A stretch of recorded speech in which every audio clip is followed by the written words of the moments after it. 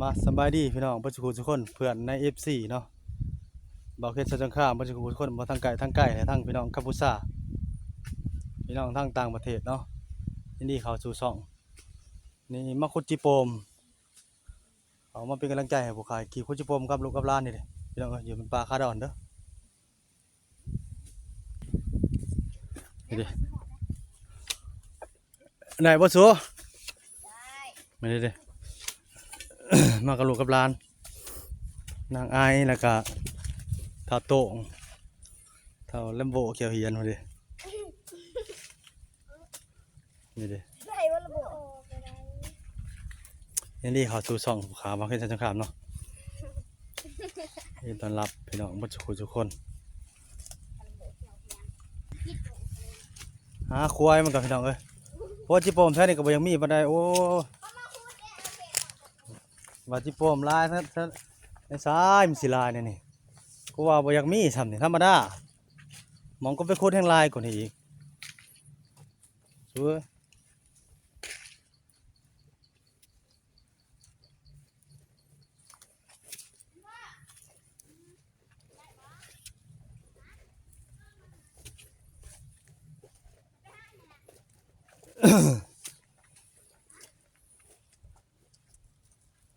ตามตรงไหนตรงหน้าว่ามันสิขึ้นมาจากตรงหน้าแล้วก็มาโพดมายังบางดินสูงกับบ่มีปานใดพี่น้องเอ้ยแถวนี้เขตบ้านตัวเองแต่ว่ามันอยู่ทั้งสองอื่นเนาะพี่น้องหมายความว่าบ่มีควายจิโปมแล้วนะพี่น้องเอ้ยเห็นบ่มาเลาะตามป่านี่ธรรมดาก็จังซี่ก็ต้องมีเนาะควายจิโปมเนาะพี่น้องเนาะฮะยังก่อนนะ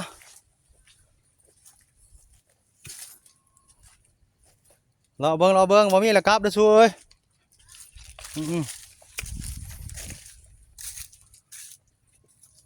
บ่มีจิโปมแล้วครับเด้อ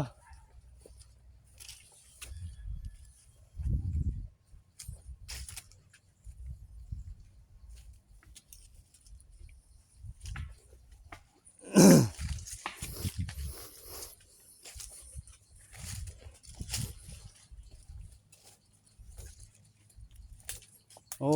กำลังพอพี่น้องเอ้ยพอควายหนึง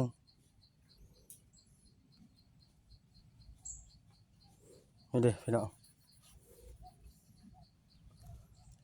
ติดตามพนักงานเด้อพี่น้องเด้อควายจิโปม